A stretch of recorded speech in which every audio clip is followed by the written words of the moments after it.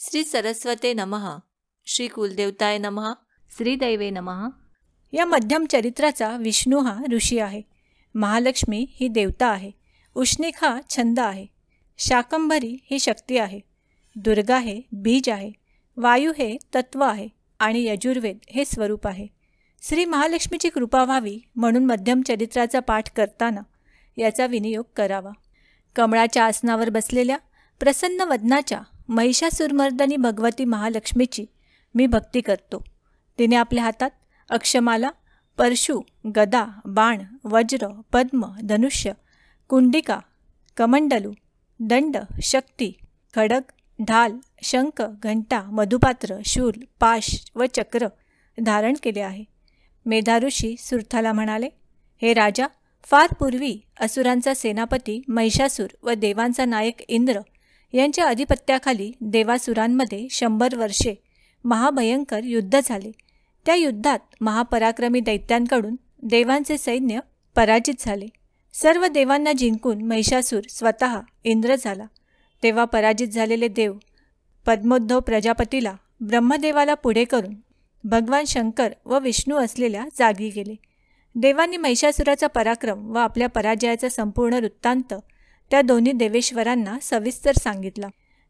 ते म्हणाले, भगवान, महिषासुराने सूर्य, इंद्र, अग्नी, वायू, चंद्र, यम, वरुण व अन्य देवांचे अधिकार बळकावून स्वतःकडेच घेतले आहेत.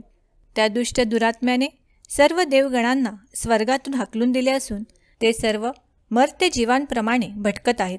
हे भगवान, देवांचे शत्रू असलेल्या दैत्यांची सर्व दुष्कृत्ये आम्ही सांगितली आहेत. आम्ही तुम्हाला शरण आलो आहोत.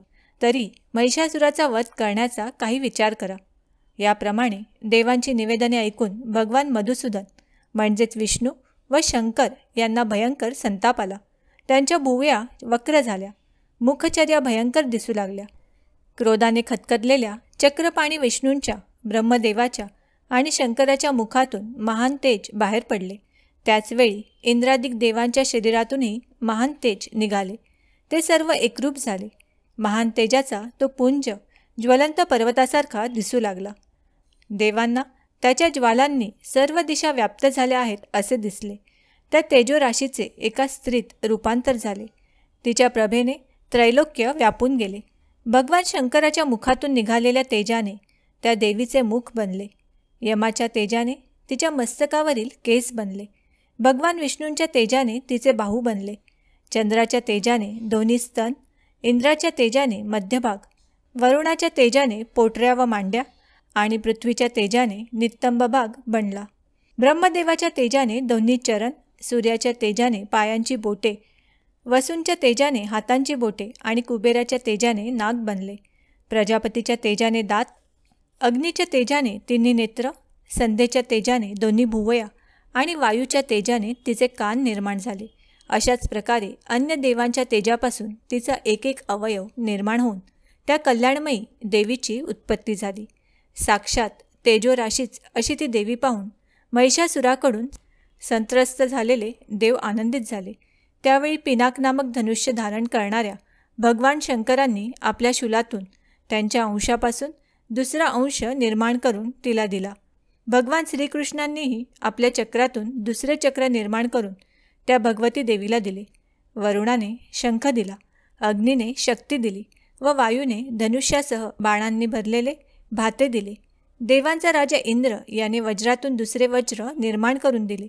तसेच ऐरावत हत्तीवरून उतरवून एक घंटाही दिली. यमाने आपल्या कालदंडातून एक दंड दिला.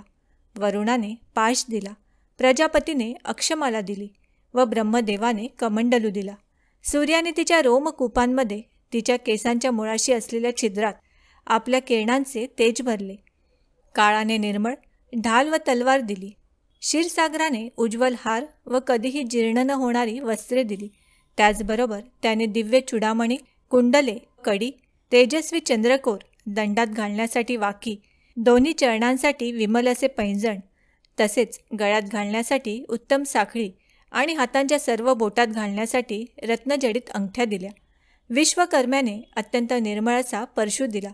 त्याचबरोबर अनेक प्रकारची शस्त्रे, अभेद्य कवच, तसेच मस्तकावर व छातीवर धारण करण्यासाठी कधीही न कोमेजणाऱ्या अशा कमळांच्या माळाही दिल्या.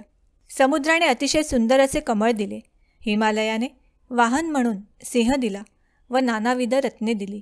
धनपती कुबेराने मद्याने भरलेले पानपात्र दिले, जो सर्व नागांचा मुख्य आहे आणि ज्याने ही पृथ्वी धारण केली आहे. त्या शेषाने बहुमूल्य मण्यांनी विभूषित असा नागहार दिला. इतर देवांनीही नानाविध आभूषणे व आयुधे देऊन त्या देवीचा सन्मान केला. तेव्हा ती देवी मोठमोठ्याने पुन्हा पुन्हा विकट हास्ययुक्त गर्जना करू लागली. त्या भयंकर नादाने सारे आकाश दुमदुमले.